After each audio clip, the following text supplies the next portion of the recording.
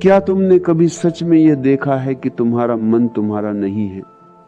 जो विचार तुम्हारे भीतर चलते रहते हैं, क्या वे सच में तुम्हारे हैं या वे केवल गुजरते हुए बादल हैं?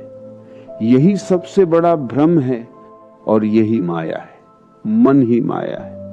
जब तक तुम विचारों को मैं समझते रहोगे, तब तक तुम बंधे रहोगे। जिस दिन तुमने देख लिया कि विचार देखे जा सकते हैं, उसी दिन जागरण की पहली किरण भीतर उतरती है। मन का स्वभाव है चलना, सोचना, तुलना करना, कल्पना करना, स्मृतियों में उलझना। वह कभी वर्तमान में नहीं रहता।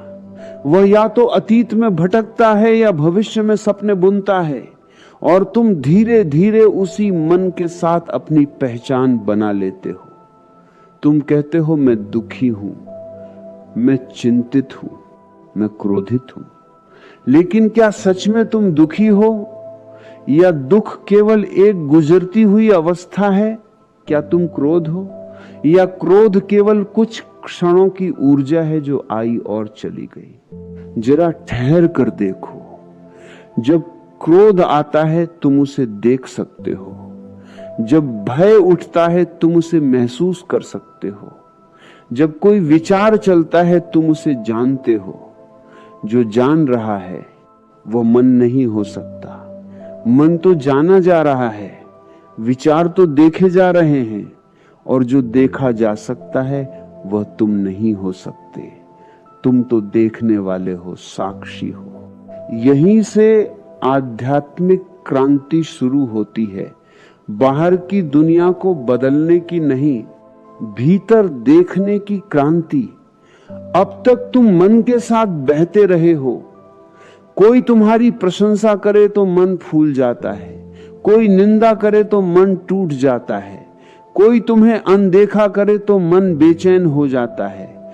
तुम मन की डोर से बंधे कठपुतली बन जाते हो। लेकिन जैसे ही तुम देखने लगते हो, एक दूरी पैदा होती है, और ये दूरी ही मुक्ति है।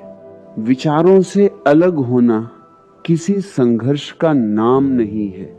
यह विचारों को रोकने की कोशिश नहीं है। मन को दबाने से वह और प्रबल हो जाता है। जागरण का अर्थ है उसे स्वीकार करना, उसे देखना बिना किसी निर्णय के। जैसे आकाश बादलों को देखता है। बादल आते हैं, बरसते हैं, चले जाते हैं। आकाश अपरिवर्तित रहता है। तुम वही आकाश हो। मन केवल बादल है। ध्यान की साधना भी इसी समझ से जन्म लेती है। शांत बैठो, आंखें बंद करो, और जो भी चल रहा है उसे देखने लगो। विचार आए, उन्हें आने दो। मत कहो कि ये अच्छा है या बुरा, बस देखो। धीरे धीरे तुम पाओगे कि विचारों की पकड़ ढीली होने लगी है। पहले वे तुम्हें बहा ले जाते थे, अब वे केवल गुजरते हैं। पहले तुम विचारों में खो जाते थे, अब तुम उनके साक्षी बने रहते हो। जब ये साक्षी भाव गहराता है, तब एक अद्भुत शांति उतरती है। ये शांति किसी कारण से नहीं होती, ये किसी उपलब्धि से नहीं आती। ये तो केवल इसलिए आती है क्योंकि अब तुम मन के साथ नहीं बंधे।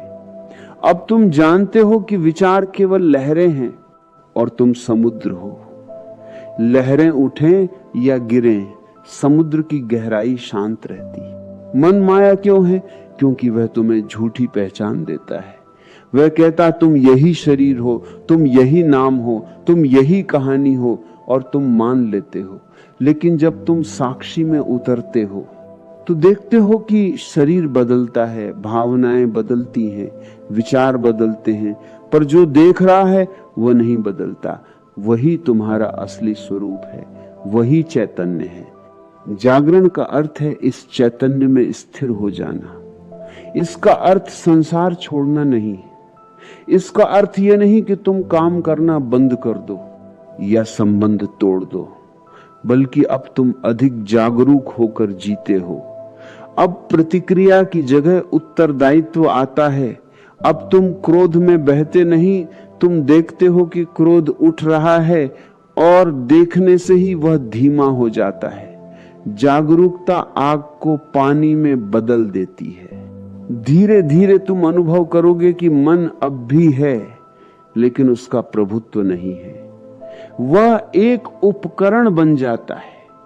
जब जरूरत हो सोचो, जब जरूरत न हो शांत रहो। अभी तुम्हारा मन तुम्हें चला रहा है, जागरण में तुम मन का उपयोग करते हो। यही फर्क है। ये मार्ग कठिन नहीं है, लेकिन निरंतरता मांगता है। हर दिन कुछ क्षण अपने भीतर लौटो। श्वास को देखो, विचारों को देखो, अपने भीतर उठती हर तरंग को देखो। बिना हस्तक्षेप, बिना निर्णय। धीरे धीरे एक दिन तुम्हें अनुभव होगा कि तुम मन से अलग खड़े हो और उसी क्षण माया का जाल टूट जाता है। तब जीवन बदलता नहीं, देखने का ढंग बदल जाता है। वही दुनिया, वही लोग, वही परिस्थितियां, लेकिन भीतर एक गहरा मौन, एक अडोल केंद्र। अब तुम बाहर की घटनाओं से नहीं हिलते, तुम केंद्रित हो जाते हो। यही जागरण है, विचारों से परे, मन से परे, शुद्ध साक्षी में स्थिर हो जाना। याद रखो, विचार दुश्मन नहीं है, मन भी शत्रु नहीं है। बस अज्ञान है यह भूल कि तुम मन हो। जैसे ही यह भूल टूटती है, माया स्वयं विलीन हो जाती है। तब तुम जानते हो मैं विचार नहीं हूं, मैं देखने वाला हूं। मैं मन नहीं हूं, मैं चेतना हूं। और यही सत्य की शुरुआत है।